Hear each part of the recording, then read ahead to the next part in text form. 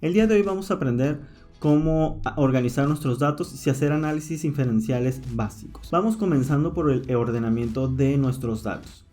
Cuando nosotros, por ejemplo, recolectamos información de una serie de instrumentos, estos datos primero tenemos que ordenarlos para poder trabajar con ellos.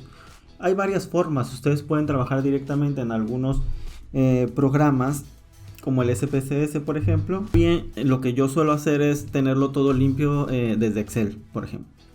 Entonces, digamos que aquí estos son mis datos ya acomodados. Si se fijan, yo aquí tengo una serie de datos. Son muchos datos, alrededor de 650, bueno, son 657 datos de aplicaciones que se hicieron a dos grupos o dos carreras diferentes.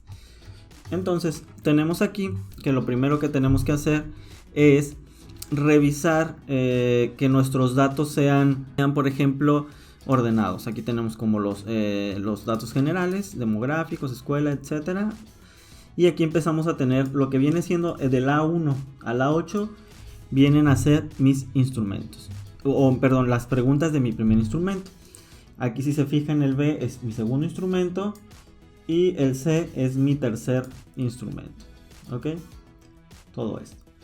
Lo que por base siempre vamos a tener que sacar son las medias y las desviaciones estándar. Eso lo podemos sacar directamente en los programas como JASP u otro tipo de programas, o bien lo podemos hacer directamente de Excel. A veces ciertos análisis nos van a permitir hacer este tipo de, o nos van a solicitar las medias. Yo les diría que depende, ¿no? Hay instrumentos, por ejemplo, el instrumento, aquí yo voy a considerar que solamente es un instrumento y voy a sacar la media, pero este instrumento también podría tener diferentes medias. A lo mejor imagínense que aquí fueran estas emociones positivas y estas emociones negativas. Entonces aquí tendría yo que hacer la media de las positivas y la media de las negativas. Para las medias está bien. Ya si hiciera un análisis inferencial, por ejemplo, correlaciones, diferencias, etcétera, pues ya tendría que convertir esto, se llama como hacer la inversión de los datos, si fueran negativas, de los datos negativos a positivos. Es decir, si aquí sacara 1, tendría que hacer una formulita que 1 es igual a 5 si mi valor máximo es 5, para que pudiera hacer ese tipo de análisis, pero no es el caso. Entonces aquí es un ejemplo muy básico. Digamos que aquí tengo yo 3 instrumentos. Voy a sacar la media y las desviaciones estándar de 3 instrumentos. Vamos a poner las medias y las desviaciones estándar por instrumento, ¿no? SD es Standard Deviation, que son las siglas de desviación estándar en inglés. Digamos que aquí yo voy a hacer mis medias y mi desviación estándar. Obviamente estoy aquí analizando escalas de Likert, pero lo mismo podría hacer con escalas con valores ordinales, ¿no? Recordemos esa parte. Los valores ordinales son los que tienen una jerarquía en el valor, digamos de 0 a 10, obviamente 10 es mayor. Y en una escala son también igual valores del 1 al 5, del 1 al 4, dependiendo. Una escala diferencial semántico puede ser del 1 al 7. Y también pudieran trabajar como datos ordinales, porque el 5 vale más que el 1, ¿no?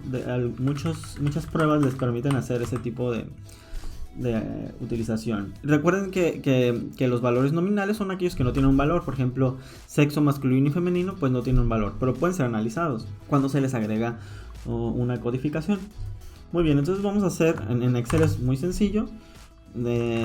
Bueno, está como average o en inglés. Entonces lo único que tienen que hacer es seleccionar los datos de su instrumento.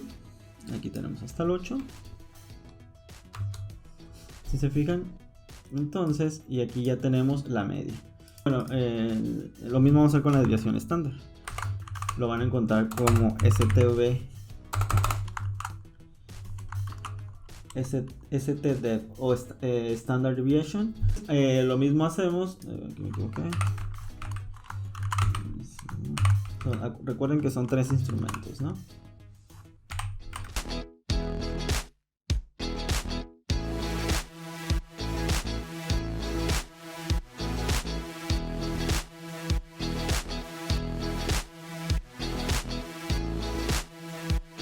Y este es el tercer instrumento, ¿ok?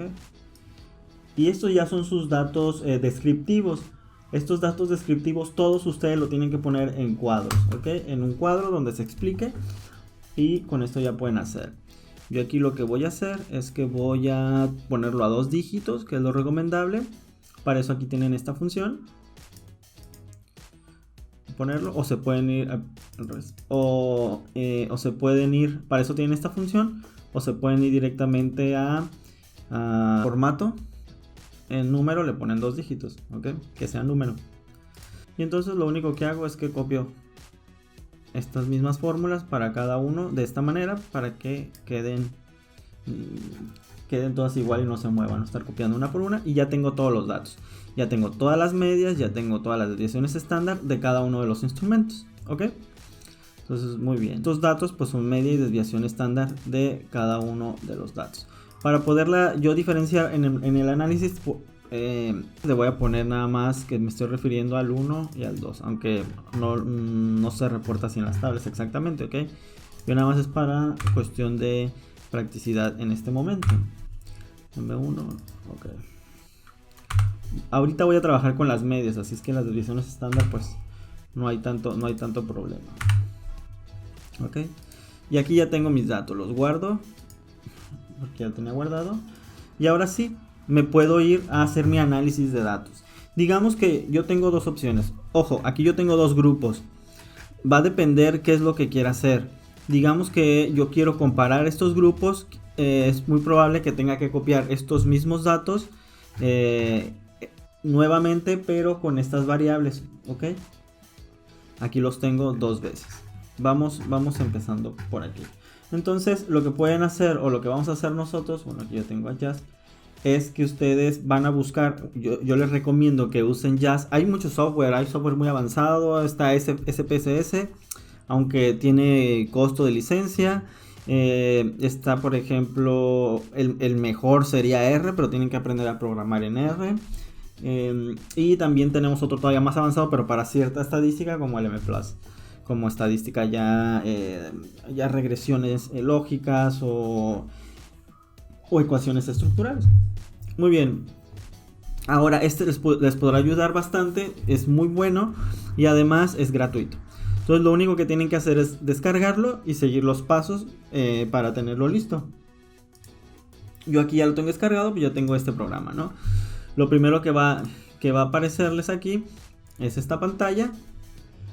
Y aquí podrán abrir, y ahora sí tendrán que abrir el archivo que ustedes quieren analizar, ¿okay? Lo que tenemos que hacer simplemente es convertir este archivo a CVUS. Si lo hicimos en Excel, si lo hicimos en SPSS, pues nada más el archivo sí nos lo va a permitir en SAP. Entonces aquí lo ponemos salvar como. Lo único que vamos a hacer es cambiarlo a la extensión de CVS. Aquí está, es delimitado por comas, ok. Entonces es todo lo que vamos a tener que hacer, ok. Y ahora sí, ya tenemos aquí nuestros datos. Para cualquier modificación de datos se tendrá que hacer directamente en el Excel, ok. Le daban doble clic a la columna y aquí lo tendrán que hacer y guardarlo. Muy bien. Entonces vamos a hacer. Aquí si se fijan ya tengo todos mis datos que yo ya tenía en mi Excel. Tengo todo esto y tengo mis medias, ¿ok? Entonces lo que voy a hacer, me faltó ponerles aquí, no, si está en 2, casi todos. Muy bien, entonces aquí yo por ejemplo ya puedo hacer análisis sencillos. Digamos que yo quiero sacar frecuencias, aquí lo puedo hacer. Digamos simplemente frecuencias. Aquí viene lo bueno. Aquellos test que sean test de student, la test de student lo que nos permite es hacer una comparación entre un grupo y otro en diferentes mediciones, o bien entre dos grupos entre dos grupos diferentes o un grupo solamente en diferentes mediciones. Es decir, si yo quisiera comparar al grupo 1 con el grupo 2, aquí pudiera hacerlo. Si quiero ver diferencias entre ambos grupos, si apliqué algún tipo de estas evaluaciones, o bien a un grupo le hice una evaluación, luego puse una intervención o lo medí posteriormente, eso sería también una medición de diferencias. ¿Qué sucede aquí? Lo que sucede aquí es que yo estaría, cuando es un solo grupo, sería para muestras dependientes, que podría ser la misma muestra, o para muestras independientes 2 muestras, ¿no? sería, o una muestra, pero este es otro tipo de test. Muy bien, entonces digamos que yo tengo, a ver, vamos a hacer para las dos muestras diferentes. Tenemos las variables que yo quiero comparar. Digamos que quiero comparar, voy a comparar las medias, porque ya puedo, en este caso sí puedo comparar las medias. Entonces digamos que yo quiero comparar la media 1, la media 2 y la media 3, ¿no? Entre dos grupos. Yo aquí lo tengo por universidad, digamos entre dos universidades. Aquí le doy clic, ok. Muy bien. Entonces aquí si se fijan ya tengo de entrada, ya tengo el cálculo, ya me lo hizo automáticamente el cálculo. Entonces también pueden aquí ver el análisis de normalidad. Esto es muy importante sobre todo cuando son estadísticas de números mayores, no sé, puede ser a 100. Pero yo siempre la recomiendo para ver si nuestra muestra es normal, ya que dependiendo de si nuestra muestra es normal o no, pues se recomendará que apliquen estadística paramétrica o no paramétrica. Valores como pequeños, con menos de 100 y este tipo, según la teoría de límite central, los valores no deberían distribuirse tan extremadamente, pero bueno, yo lo voy a poner por el momento que no. Digamos que los descriptivos los queremos. Y bueno, tenemos incluso hasta las gráficas. Entonces aquí si se fijan, me está comparando. Se fijan, aquí lo que vamos a hacer es comparar las medias entre ambos grupos, ¿ok? Estoy comparando las medias de cada uno de los test entre ambos grupos. Digamos, el test 1, el test 2 y el test 3. Entonces aquí me está dando la T, los grados de libertad. Que los grados de libertad es n-1 dependiendo o n o la cantidad de participantes, y que estamos viendo que es igual. Y aquí me está indicando que en la M1 me está indicando en la prueba 1 que los valores están a .002, .001 y en la prueba 3 .294. Aquí hay que recordar sus clases de estadística, donde tenemos que P es si es igual o menor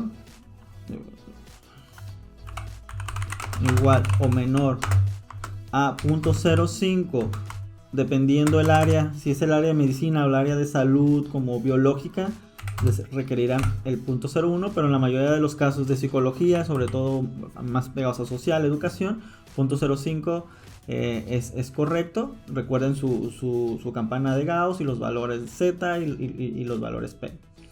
Muy bien, entonces aquí lo que tendríamos es de que si es igual o menor a .05, vamos a aceptar nuestra hipótesis alternativa. Tenemos, recuerden, en estadística cuando hacemos comparaciones o correlaciones y diferencias, tenemos una hipótesis alternativa, bueno, una hipótesis nula y una hipótesis alternativa. La hipótesis nula nos dice que entre la media 1 y la media 2